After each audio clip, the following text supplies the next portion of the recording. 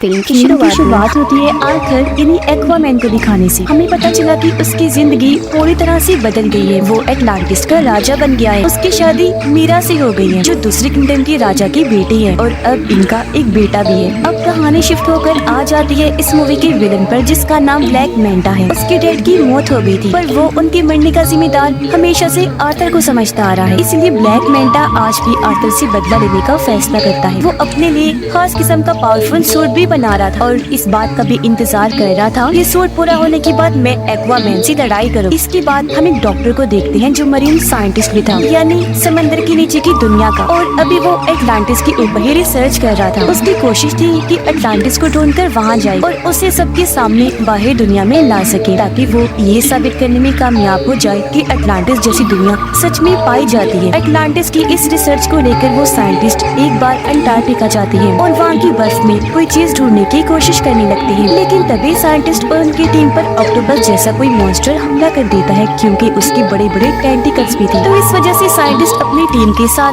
वहाँ पर फंस जाते हैं। इसीलिए वो अपने बाकी साथियों को सिग्नल भेजकर मदद मांगते हैं। तब उनकी मदद करने उनका एक साथी आ भी जाता है, यानी ब्लैक मैंटा।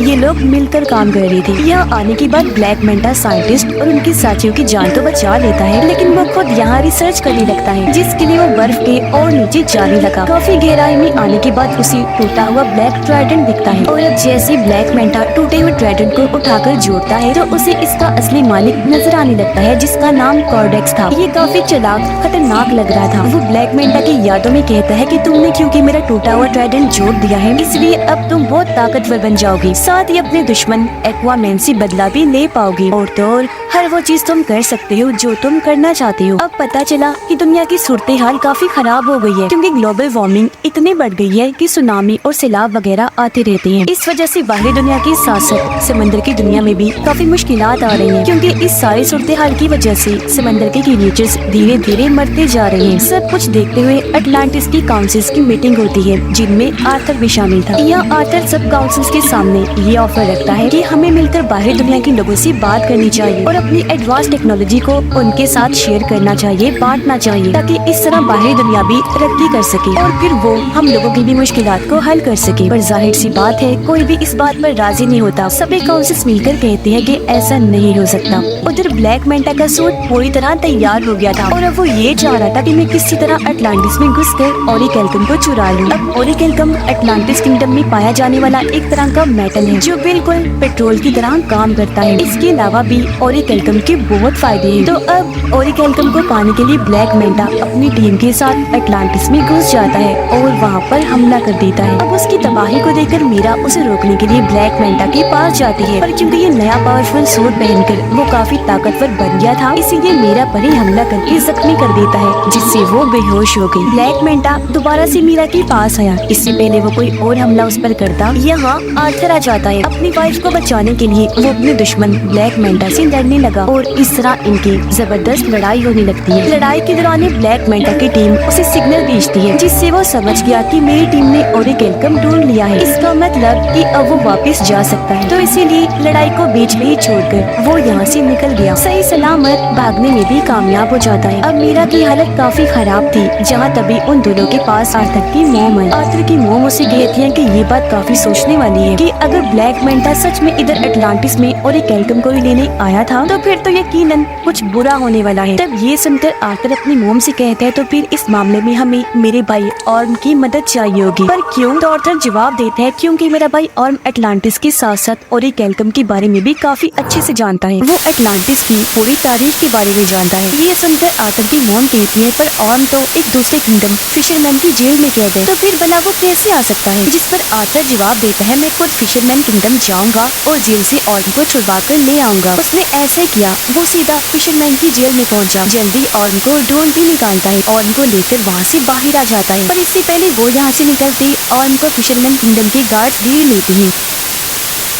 ऑर्म की हालत अब काफी खराब हो गई है, क्योंकि यहाँ उसे ठीक से खाना नहीं दिया जाता था, जिस वजह से उसका जिस्म काफी कमजोर हो गया था। पर जैसे ही बाहर आई और समंदर का पानी इसके जिस्म को लगा, वो पहले की तरह सेहतमंद और ताकतवर बन जाता है। उसके पास पहले जैसी पावर्स भी आ जाती है। इसलिए ऑर्म अकेला ही गार्ड से भिड़ गया, उन पर भारी पड़ता है। एक ही झटके में सभी गार्ड्स को मार के रख देता है, जिसके बाद दोनों भाई यहाँ से निकल जाते हैं। रास्ते में बातें करते करते दोनों एक दूसरे को अपनी अपनी जिंदगी के बारे में बताते हैं। आर्थर ऑर्म से कहता है कि मैं अटलांटिस का राजा बन बन के थक गया हूँ, अब मुझे इस काम में बोरियत होने लगी है। लेकिन ये सुनकर ऑर्म को काफी हैरत हुई। वो आर्थर से कहता है कि जिस राजा की गद्दी को पाने के लिए मैंने भी बचपन से कोशिश की कि मैं राजा बन जाऊँ, पर वो गद्दी तुम्हें मिल गई, जिस गद्दी की तुम्हें कोई परवाह भी नहीं है। ये बात तो काफी अजीब और कमाल की है। जिसके बाद ये दोनों सीधा किंगफिश के पास गए और उससे ब्लैक मेंटा के बारे में पूछने लगते हैं, जिस पर किंगफिश दोनों को जवाब देता है कि ब्लैक मेंटा तुम दोनों को एक आइलैंड पर मिल सकता है, जो आइलैंड साउथ एरिया में है। और अब ये सुनकर दोनों भाई साउथ एरिया की तरफ निकल जाते हैं उस आइलैंड पर जाने के लिए। पर यहाँ आकर उन्होंने देखा कि पूरा आइलैंड ही बदला हुआ है। ऐसा लग रहा है जैसे ओरिकेल्टन को जलाकर उसका धुआं यहाँ फैला दिया गया है, जिससे यहाँ के पेड़ पौधे यहाँ तक कि जानवर भी पूरी तरह म्यूटेट हो गए हैं, बदल गए हैं, जिस वजह से उनका साइज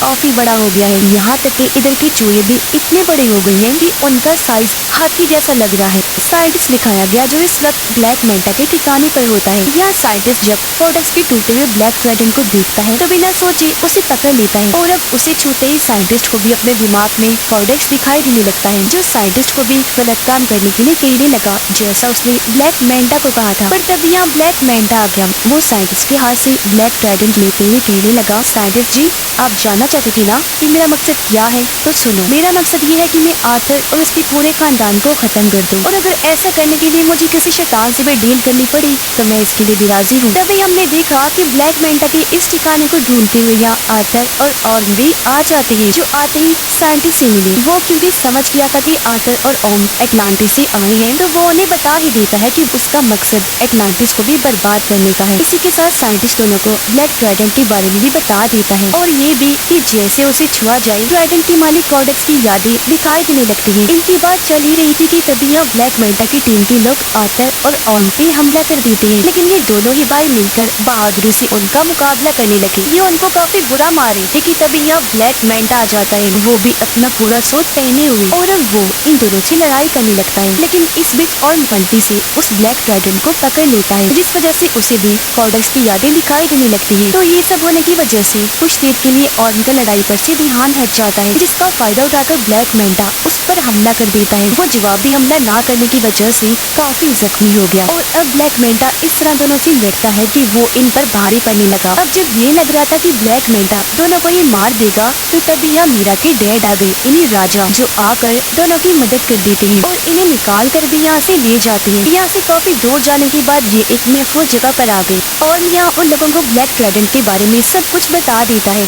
एटलांटिस को ढूंढने वाले आर्थर के डैड थे, उनके पास भी एक ताकतवर ड्रैगन था, जो अब उनके बेटे किंग आर्थर के पास है। पर किंग यानी आर्थर के डैड का एक भाई भी था, जो और कोई नहीं बल्कि कोडेक्स ही था, और ये जो ब्लैक ड्रैगन है वो उसी ने ही बनाया था। अब जिस तरह आर्थर के डैड किंग एटलांटिस किंगडम को चला रहे थे, वैसे कोडेक्स एक दूसरे किंगडम को चला रहा था, जो कि बिल्कुल ही डार्क किंगडम था, यानी वहाँ खतरनाक टीनेजर्स मॉन्स्टर्स रहा करते थे। लेकिन परेशानी तो तब शुरू हुई जब कोडेक्स ने अपना असली रूप दिखाया। असल में कोडेक्स चाहता था कि वो एटलांटिस का ओरिकेल्टम चुरा कर और पावरफुल बन जाए। कुछ हद तक वो ऐसा कर भी रहा था, लेकिन उसके ऐसा करने से एटलांटिस और समंदर के बाकी क्रिएचर्स मरते जा रहे थे, साथ ही एटलांटिस के अंदर बीमारियां भी फैल रही थी। अब इस तरह के हालात देखकर किंग आर्थर के डैड कोडेक्स के खिलाफ आकर खड़े हुए और उसे ये सब रोकने का कहते हैं। लेकिन कोडेक्स ताकत के नशे में इस कदर पागल हो गया था कि वो अपने बड़े भाई किंग के साथ ही बगावत पर उतर आया, और ऐसा होने से उन दोनों के बीच जंग छिड़ गई। पर जंग में किंग कोडेक्स को हराकर उसे कैद कर देते हैं। अब वो हमेशा के लिए वहाँ कैद रहे, कभी भी बाहर ना आने पाए।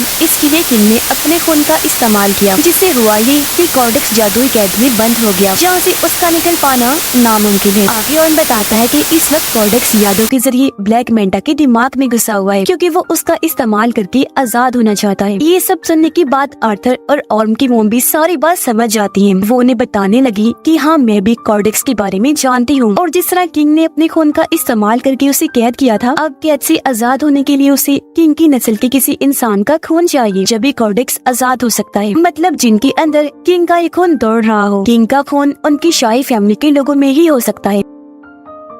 ये सब सुनकर आर्थर समझ जाता है कि मेरे बेटे की जान खतरे में है, क्योंकि जाहिर सी बात है ब्लैक मैंटा के लिए सबसे आसान टारगेट उसका बेटा ही था, जिसे वो आसानी खत्म कर सकता था। इसलिए वो फौरन अपने घर आ गया। देखता है कि वहाँ सब कुछ तबाह हो गया है, घर जल रहा है, बच्चा यहाँ से गायब है, साथ ही वहाँ एक आदमी जख्मी पड़ा है। पूछने पर आदमी बताता है कि ब्लैक मैंटा यहाँ आया था, ये सारी तबाही उसी ने ही मचाई और वही तुम्हारे बेटे को ले गया है, जिससे साफ जाहिर हो गया कि आर्थर का शक बिल्कुल ठीक था। इसीलिए अब आर्थर और ऑर्म दोनों मिलकर उसके बेटे को बचाने के लिए जाने लगते हैं। पर उससे पहले इनकी मॉम दोनों को समझाती है कि हमेशा मेरी एक बात याद रखना कि तुम दोनों एक दूसरे के भाई हो, चाहे कुछ भी हो जाए तुम्हें एक दूसरे का साथ देना ही है। सीधा ब्लैक मैंटा के ठिकाने पर आकर वहाँ हमला कर देते हैं, लेकिन इन पर भी एक काफी बड़ा मॉन्स्टर हमला कर देता है, जिससे बाकी तो बच गए, लेकिन उसके सामने मीरा के डैड फंस जाते हैं। तब ऑर्म जाकर उनकी मदद करता है और मॉन्स्टर के जंगल से उन्हें निकाल लेता है। ये देखकर मीरा के डैड समझ गए कि जिस ऑर्म को मैं हमेशा से गलत समझ रहा था वो तो काफी अच्छा इंसान है। अंदर ब्लैक मैंटा के पास आर्थर का बेटा होता है। यहीं पर साइंटिस्ट भी था जो उस छोटे से बच्चे को देखकर बचाने का सोचता है, इसीलिए बच्चे को उठाकर यहाँ से भागने लगा। पर ब्लैक मैंटा जो उसे देख चुका था साइंटिस्ट पर हमला करके उसे जख्मी कर देता है और बच्चे को छीन लेता है। और अब जैसे ब्लैक मैंटा उसके बच्चे को मारने के लिए आगे बढ़ा, तभी यहाँ पर आर्थर आ जाता है जो उसे लड़ाई के लिए चैलेंज करता है। इनकी लड़ाई तो पहले काफी जोरदार हुई, लेकिन तभी यहाँ ब्लैक मैंटा आर्थर पर भारी पड़ने लगता है। इसकी वजह ये थी कि वो ब्लैक मैंटा नहीं बल्कि उसके अंदर कॉर्डेक्स था, क्योंकि वो पूरी तरह उस पर हावी हो गया था। पर इस बीच मौके का फायदा उठाकर मीरा अपने बच्चे को लेकर यहाँ से भाग जाती है, लेकिन तभी उसे जाते हुए ब्लैक मैंटा देख लेता है। वो अपने ब्लैक ट्राइडेंट से उस पर हमला कर देता है, लेकिन इससे पहले कि ट्राइडेंट मीरा को लगता पहले ही और उसे पकड़ लेता है और इस तरह उसने मीरा और उसके बच्चे की जान बचा ली। लेकिन इसका उल्टा असर भी हुआ, क्योंकि जैसे और ब्लैक ट्राइडेंट को छूता है कॉर्डेक्स उसके दिमाग को भी कंट्रोल करने लगता है। वो उसे उसके भाई आर्थर के खिलाफ भड़काते हुए ये दिखाने लगता है कि तुम्हारे भाई आर्थर ने तुम्हारे साथ बहुत गलत किया है, असल में तुम ही हो जो अटलांटिस का राजा बनने के लायक हो, न कि आर्थर। तो इसी वजह से अब ऑर्म आर्थर पर हमला कर देता है। लेकिन यहाँ आर्थर जो सारी बात समझ गया था वो पलट कर वार नहीं करता, बल्कि अपने भाई को समझाने लगा कि होश में आओ और खुद पर काबू रखो। तब ऑर्म ऐसा ही करता है, उसने जैसे तैसे खुद पर काबू पा लिया। साथ ही उसे अपनी मॉम की बात भी याद आती है कि तुम दोनों भाई भी हो, चाहे कुछ भी हो जाए तुम्हें एक दूसरे का साथ देना ही है। लेकिन इसी बीच फायदा उठाकर कॉर्डेक्स खुद को आजाद करने में लग जाता है। ऐसा करने से उसके जिस्म में जान आने लगती है। ठीक इसी वक्त ऑर्म ने ब्लैक ट्राइडेंट को छोड़ दिया। अब तक काफी देर हो गई थी, क्योंकि कॉर्डेक्स खुद को जिंदा करके आजाद हो चुका था। और अब कॉर्डेक्स को अपने सामने देखकर आर्थर उसी के ब्लैक ट्राइडेंट से उस पर हमला कर देता है। पर कॉर्डेक्स आसानी से अपने ब्लैक ट्राइडेंट को पकड़ के आर्थर पर हमला करने की कोशिश करने लगता है। पर उससे पहले ही आर्थर अपने वाले ट्राइडेंट की मदद से उसके ब्लैक ट्राइडेंट को तोड़ता हुआ कॉर्डेक्स को जा लगता है, जिससे आखिरकार वो भी अपने ट्राइडेंट के साथ साथ खत्म हो जाता है। उसके खत्म होते ही पूरी जगह भी तबाह होने लगती है। धीरे धीरे करके ये सारी जगह टूटने लगी थी और तभी इसके नीचे ब्लैक मैंटा दब जाता है। पर उसे मुसीबत में देखकर आर्थर उसके सामने मदद के लिए हाथ बढ़ाता है, पर ब्लैक मैंटा इनकार कर देता है, ये कहकर कि शुक्रिया, मुझे तुम्हारी मदद नहीं चाहिए, तुमसे मदद लेने से अच्छा मैं मरना पसंद करूंगा। तो इसी वजह से ब्लैक मैंटा भी वहीं दबकर मारा जाता है, जबकि आर्थर और उसके बाकी साथी वहाँ से बाहर निकल जाते हैं। यहाँ आर्थर ऑर्म से कहता है कि अब तुम बिल्कुल आजाद हो, तुम्हें अब किसी भी जेल में जाने की जरूरत नहीं पड़ेगी, क्योंकि फिशरमैन की जेल में हम ये कह देंगे कि तुम यहाँ दबकर मारे गए हो और अब तुम यहाँ से जाओ और आजादी से अपनी जिंदगी जियो। ऐसा होने के बाद पूरी तरह अब ऑर्म भी आर्थर को अपना भाई मान लेता है, क्योंकि उनकी गलतफहमियां दूर हो गई थी और कहने लगा कि अटलांटिस को जैसे राजा की जरूरत है तुम बिल्कुल वैसे हो, ये किंगडम तुम्हारा ही है। इसके बाद हम देखते हैं कि आर्थर अटलांटिस को दुनिया के सामने ले आता है। बाहरी दुनिया में आकर इस किंगडम के बारे में वो सब कुछ बता देता है। उसने ये भी कहा कि अब से हम अटलांटिस की टेक्नोलॉजी को दुनिया के साथ भी शेयर करेंगे, जिससे होगा ये कि हम साथ में मिलकर दुनिया को मजीद और अच्छा बनाएंगे। आर्थर की जिंदगी ऐसे ही गुजर रही थी, यानी वो अटलांटिस और बाहरी दुनिया दोनों में रहता है। इस फिल्म की कहानी भी यहीं पर खत्म हो जाती है।